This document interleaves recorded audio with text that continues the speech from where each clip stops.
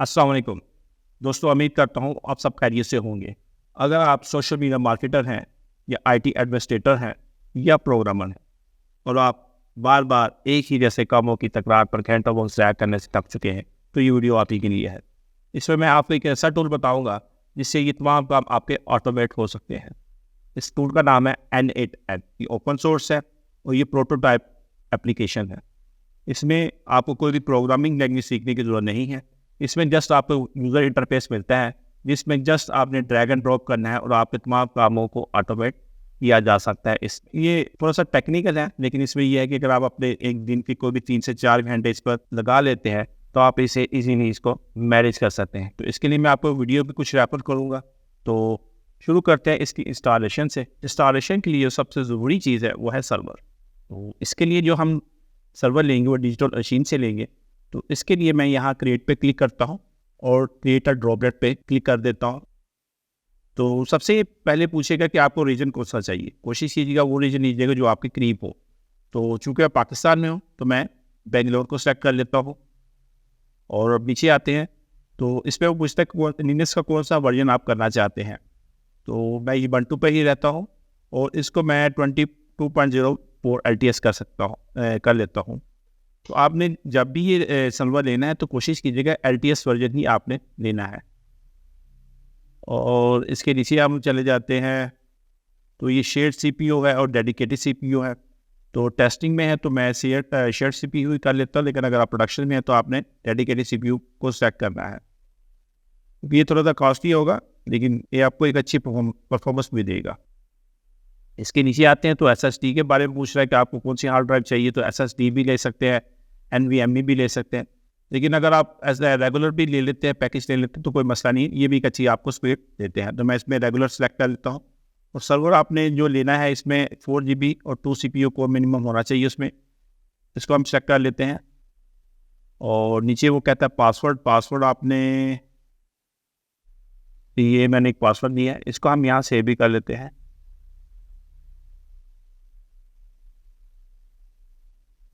باقی اس میں کچھ بھی نہیں کرنا، اگر آپ یہاں کوئی اس کو اسپیسیفک نیم دینا چاہتے ہیں تو آپ دے سکتے ہیں۔ تو میں چونکہ N8N کی انسٹالیشن کر رہا ہوں تو میں اس کو N8N ہی دے دیتا ہوں۔ باقی آپ نے کچھ نہیں کرنا، یہاں سے کریٹ ڈراپلیٹ کر دینا ہے۔ یہ تھوڑا سا ٹائم لے گا سرور اپ ہونے میں، تو میں اتنی دیر ویٹ کر لیتا ہوں اور ویڈیو کو پوز کر دیتا ہوں۔ تو یہ ہمارا سرور اپ ہو چکا ہے۔ تو یہاں سے میں سرور کی IP کو کاپی کرتا ہوں اور نوٹ پیڈ پہ پیسٹ کر دیتا ہوں۔ اچھا، بائی ڈیفالٹ جو اس کا یوزر ہوگا وہ روٹ ہوگا۔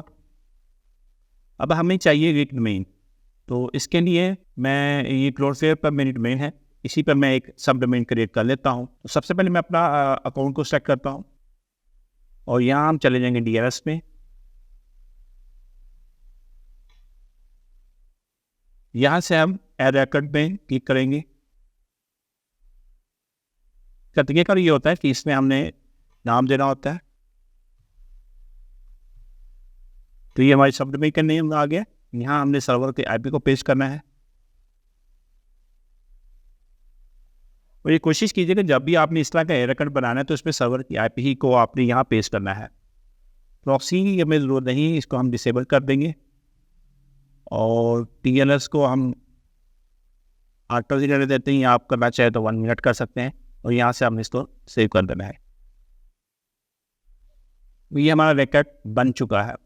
تو اس سب ڈومین کو بھی ہم یہاں سیو کر لیتے ہیں N8N ڈاٹ۔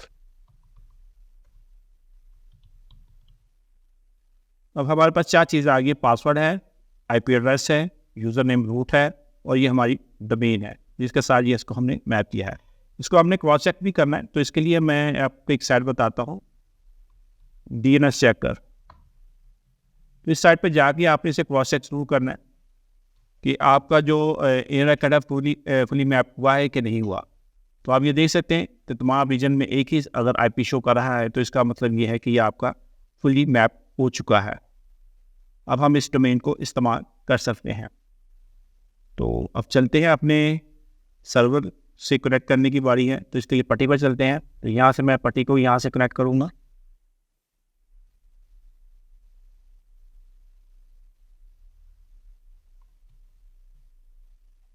سرور کی IP کو آپ کو یہاں پیسٹ کرنا اور یہاں سے اس کو اوپن کر لینا ہے۔ یہاں سے اس کو ایکسیپٹ کرنا ہے.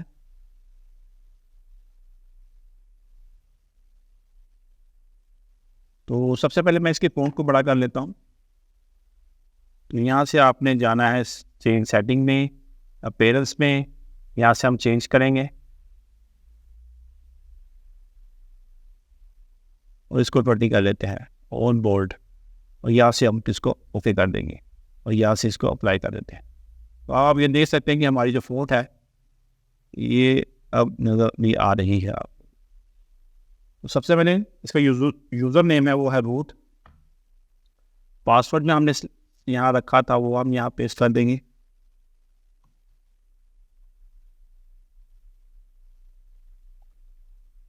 تو یہ ہمارا کنیکٹ ہو چکا ہے. اس کو فل اسکرین کر دیتا ہوں.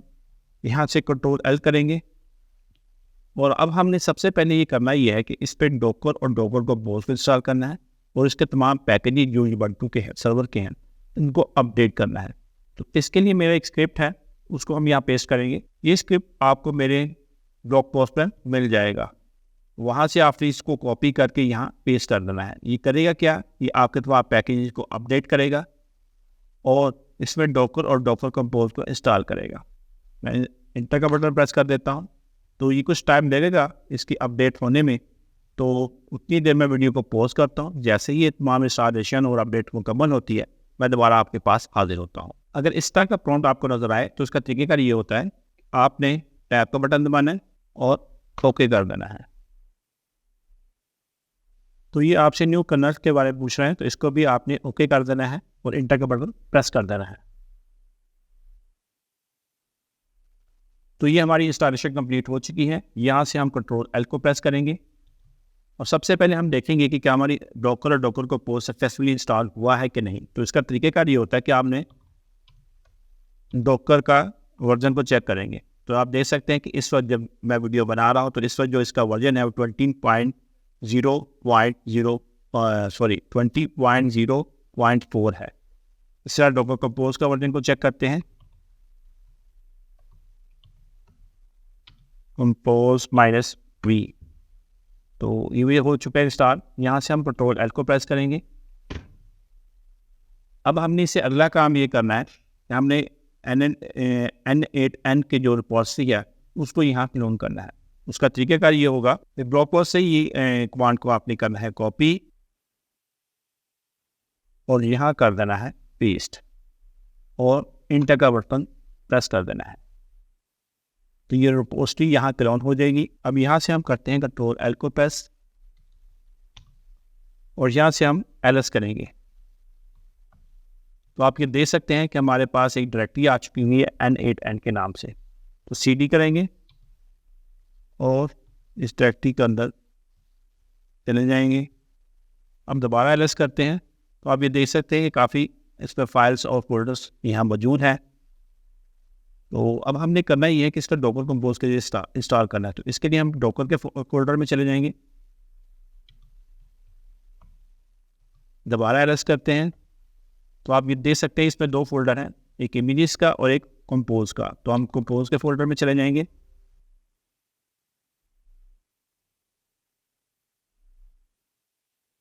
کنٹرول ایل کر دیتے ہیں.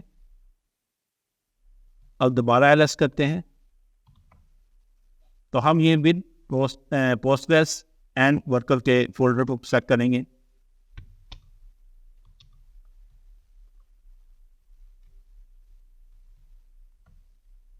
تو اب اس میں آپ دیکھتے ہیں تو اس میں آپ کو ڈوکر کمپوز کی فائل نظر آئے گی اور اننگ ڈیٹا شیپ. یہاں سے ہم نے دوبارہ -LA کرتے ہیں. تو ہمیں یہ ایک ENV فائل چاہیے جس پہ ہم نے کچھ چینجنگ کرنی ہے. تو سب سے پہلے ہم اس کو ایڈٹ کرتے ہیں. تو کنٹرول ایل سے میں اپنے اسکرین کو صاف کرتا ہوں. nano.env. اچھا, اس میں اب ہم نے کرنا یہ ہے, یہاں سے ہم نے یہ تمام چیزیں کو کرنا ہے ڈیلیٹ اور یہاں ہم نے اپنا اس کوڈ کو پیسٹ کر دینا ہے. تو اس میں ہمارا جو پوسٹگریس کا یوزر ہے وہ روٹ ہوگا. یہ ہم نے پاسورڈ اسٹرانگ رکھنا ہے. آپ کوئی بھی اپنی مرضی کا پاسورڈ رکھ سکتے ہیں. ڈیٹا بیس میں نے یہاں N8N رکھا ہے اور اس میں پروسیس نوٹ یوزر یہ این یوزر ہے اور اسی طرح اس کا پاسورڈ ہے. اچھا N8N انکرپشن کی تو اس میں آپ نے تقریباً 24 سے لے کر 32 تک یا اس سے بھی زیادہ کی آپ نے ایک الفا نومیرک ویلیو لینی ہے. تو آپ خود ہی اس کو بنا سکتے ہیں, اس میں کوئی مسئلہ نہیں ہے. تیسرا اس میں کام یہ کرنا ہے کہ آپ یہاں ہم نے اپنی ڈومین کو پیسٹ کرنا ہے. تو یہ آپ ڈومین کو یہاں پیسٹ کر سکتے ہیں.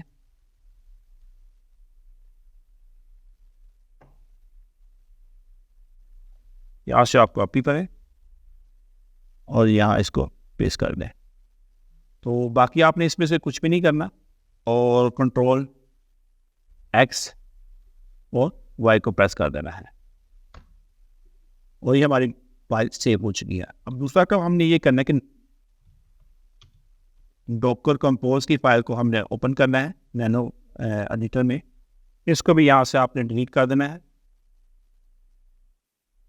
اور میرے بلاگ پوسٹ پہ آپ نے اس ڈاکر کمپوز کا یہ سپورٹ کو یہاں سے کاپی کرنا ہے اور ٹرمینل پہ آ کے آپ نے اس کو یہاں پیسٹ کر دینا ہے. یہاں ایک چیز میں کلیئر کر دوں, اگر آپ فرض کریں یہاں 5 6 7 8 پورٹ کو چینج کرنا چاہتے ہیں تو آپ تبدیل کر سکتے ہیں. تو آپ اپنی مرضی کی کوئی بھی یہاں پورٹ آپ دے سکتے ہیں, مثلا 3000. تو کیونکہ میں یہ پورٹ میرے کسی استعمال میں نہیں ہے تو میں اس ایز اٹ از رہنے دیتا ہوں, لیکن اگر آپ کے استعمال میں ہے اور کوئی بھی سروس اس کو یوز کر رہی ہے تو آپ اس کو یہاں سے تبدیل کر سکتے ہیں. اس میں آپ نے کوئی چینجنگ نہیں کرنی. تو آپ اس پہ دیکھ سکتے ہیں اس میں 3 سروسز رن ہوں گی. یہ کینیڈا اینڈ کا کنٹینر ہے, دوسرا اس میں پوسٹگریس کا ایک کنٹینر رن ہوگا, تیسرا اس میں ریڈس ہوگا. یہاں سے ہم کنٹرول ایکس کو پریس کریں گے, وائی اور انٹر کا بٹن پریس کر دیں گے. تو یہ ہمارا کام مکمل ہو گیا ہے. اب ہم نے کرنا یہ ہے کہ ہم نے ڈاکر ڈیش کمپوز اپ -d یہاں تک ہماری کمانڈ مکمل ہو چکی ہے. اگر آپ یہاں سے انٹر کا بٹن پریس کرتے ہیں تو اس سے تمام کنٹینر رن ہو جائیں گے ڈیٹیچ موڈ میں اور آپ کی سروس ایکٹیو ہو جائے گی. لیکن اگر آپ یہ چاہتے ہیں کہ اس کے ساتھ آپ کو لوگس بھی ملنے چاہیے, لوگ کا فائدہ یہ ہوگا کہ آپ کے یہ لوگس ساتھ ساتھ آپ کی اپلیکیشن کے ساتھ ساتھ چلتے رہیں گے. اگر کوئی مسئلہ کہیں بھی آتا ہے تو آپ کو اسی وقت آپ کو ٹرمینل سے پتہ چل جائے گا, تو آپ بر وقت اس کا حل ڈھونڈ سکتے ہیں. تو اس کے لیے آپ کو کرنا یہ ہوگا, یہاں ہم 2 ایمپرسینٹ کے سائن لگائیں گے جسے اینڈ بھی کہا جاتا ہے. پھر آپ نے کرنا ہے ڈاکر کمپوز logs -f یہ کر دینا ہے.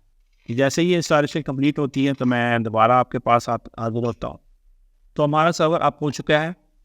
تو اب ہم نے کرنا یہ ہے کہ ہم نے اس کو جو سرور آئی پی ہے اس کے ساتھ یہ پورٹ لگانی 5 6 7 8. تو اس کے ساتھ ہم اس کو اسیس کر سکتے ہیں. اگر آپ نے پورٹ 1 چینج کی ہے تو پھر آپ وہی پورٹ اس کے ساتھ یوز کریں گے. اگر آپ نے 3000 کی ہے, جو بھی پورٹ آپ اس کے ساتھ چینج کیا تو پھر آپ نے وہ پورٹ اس کے ساتھ لگانی ہے. اور یہاں ہم نے آئی پی کو پیسٹ کرنا ہے :5 6 7 8 اور یہاں پریس کر دیں گے. تو آپ یہ دیکھ سکتے ہیں کہ ہمارا جو N8N ہے یہ کنیکٹ ہو چکا ہے اور یہاں ہم نے اپنا پہلا ایڈمن اکاؤنٹ بنانا ہے. تو ایک اور چیز یہاں ہمیں کرنی پڑے گی, وہ یہ ہے کہ اگر آپ SSL سرٹیفکیٹ دینا چاہتے ہیں تو اس کے لیے آپ کو انجینئرس پروکسی مینیجر کی مدد لینی پڑے گی. اس کے ذریعے آپ اس کو SSL سرٹیفکیٹ بھی ایشو کر سکتے ہیں. اگر آپ نے وہ میری ویڈیو نہیں دیکھی جس میں میں نے انجینئرس پروکسی مینیجر کو انسٹال کرنے کا طریقہ بتایا, تو آئی بٹن پر آپ کلک کر کے وہ ویڈیو دے سکتے ہیں. تو اب ہمیں SSL سرٹیفکیٹ کے لیے انجینئرس پروکسی مینیجر کی سروس کو استعمال کرنا پڑے گا. تو انجینئرس پروکسی مینیجر میں ہم چلے جاتے ہیں اور وہاں سے پروکسی ہوسٹ پہ کلک کریں گے, ایڈ پروکسی ہوسٹ پہ کلک کرتے ہیں. تو یہاں پوچھے گا سب سے پہلے آپ نے ڈومین کون سی دینی ہے. تو ہماری جو ڈومین ہے وہ یہ ہے Ctrl+C اور یہاں ہم اس کو پیسٹ کر دیں گے اور ٹیب کا بٹن پریس کریں گے. اور دوسرے اس میں یہ ہے HTTP کے لیے سرور آئی پی کو دیں گے, ہوسٹ نیم یہاں سرور آئی پی آ جائے گی. پورٹ جو ہم نے کیا ہے 5 6 7 8 ہے. یہ بلاک کامن ایکسپلائٹ کو ہم کلک کریں گے, ویب ساکٹ پر کلک کریں گے اور یہاں سے ہم کو سیو کر دیں گے. تو سب سے پہلے ہم چیک کرتے ہیں کہ کیا یہ واقعی کام کر رہا ہے کہ نہیں. تو آپ یہ دیکھ سکتے ہیں کہ یہ کام کر رہا ہے. اب ہم اسے اگلا کام یہ کریں گے، اسے SSL سرٹیفکیٹ ایشو کریں گے. تو یہاں سے ہم SSL سرٹیفکیٹ میں چلے جاتے ہیں، ریکویسٹ نیو SSL سرٹیفکیٹ کرتے ہیں. یہاں سے فورس SSL کریں گے اور یہاں کو ویلیڈی میں دے دیں گے ہم آئی ایگری، اور یہاں سے اس کو سیو کر دیں گے. تو تھوڑا سا ٹائم دے گا. تو یہ ہمارا SSL سرٹیفکیٹ بھی کنفیگر ہو گیا ہے. اب دوبارہ اس کو یہاں سے ہم کلک کرتے ہیں تو آپ یہ دیکھ سکتے ہیں کہ یہ SSL سرٹیفکیٹ ایشو ہو چکا ہوا ہے. یہاں سے ہم یہ چلے جائیں گے، یہ دیکھیں یہ، تو یہ دیکھیں یہ 3 ماہ کے لیے ہوا ہے، یہ آٹومیٹکلی ریڈیو بھی ہو جائے گا. اب ہم نے اپنا ایڈمن اکاؤنٹ بنانا ہے، تو اس کے لیے ہم کوئی بھی ای میل لے سکتے ہیں. تو ایڈمن اکاؤنٹ بنانے کے بعد آپ کو اس طرح کا انٹرفیس ملے گا. تو میں آپ سے یہ ضرور سجیسٹ کروں گا آپ کو کہ آپ ان ویڈیوز کو ضرور دیکھیں. اس پلے لسٹ کو میں آپ کے ساتھ شیئر کر دوں گا. یہ پیڈرو نیٹو ایک بندہ ہے جس کا یوٹیوب پہ کورس بھی ہے، اسی کی یہ ویڈیوز ہیں، تقریباً 45 ویڈیو ہے. اور اس میں اس نے بہت بریفلی آپ کو بتایا ہے کہ کیسے اس کو استعمال کرنا ہے. اس میں اس نے یوز کیسز کے ساتھ ساتھ یہ بھی بتایا کہ اگر آپ کو جو مسائل آتے ہیں کہ کنفیگریشن میں، تو اس کو بھی اس نے ہائی لائٹ کیا ہوا. تو ایک بڑی سی پلے لسٹ ہے ایک بگنر کے لیے، تو اس کو آپ ضرور دیکھیے گا. اس کا لنک آپ کو ڈسکرپشن میں مل جائے گا. دوسرا ان کا یہ چینل ہے، آفیشیل چینل ہے N8N کا یوٹیوب پہ، اس کا لنک بھی میں آپ کو دے دوں گا. تو یہ بھی آپ دیکھ سکتے ہیں. تو انہوں نے مختلف ورک فلو وغیرہ اس پہ ڈسکس کیے ہوئے ہیں. تقریباً 150 کے قریب اس کی ان کی ویڈیو ہے. تو اس کا لنک بھی آپ کو ڈسکرپشن میں دے دوں گا. تو یہ ضرور دیکھیے گا تاکہ اس سے یہ ہوگا کہ آپ کو آسانی ہو جائے گی کہ اس کو کیسے مینیج کرتا ہے. تیسرا اس میں طریقہ کار یہ ہے کہ اگر آپ اس کے لیفٹ سائڈ پہ مینیو بار میں آتے ہیں تو یہاں ورک فلو کے نیچے اگر آپ دیکھیں تو ٹیمپلیٹس کی آپشن ہے. اگر آپ اس کو کلک کرتے ہیں تو یہ ایک کمیونٹی کی کچھ ٹیمپلیٹس پڑی ہوئی ہیں، تقریباً 793 یا تقریباً 800 کے قریب اس پہ ٹیمپلیٹس ہے. اس میں جو بھی ٹیمپلیٹس آپ اپنی ضرورت کے مطابق استعمال کرنا چاہتے ہیں تو آپ اس کو استعمال کر سکتے ہیں. مثلا یہ chat with PDF document using AI، تو اس کو آپ کلک کریں. یہ ڈیوڈ رابرٹ کی طرف سے یہ انہوں نے بنائی ہے یہ ورک فلو. تو آپ یہاں سے اس کو کاپی بھی کر سکتے ہیں. اس کا طریقہ کار یہ ہوگا،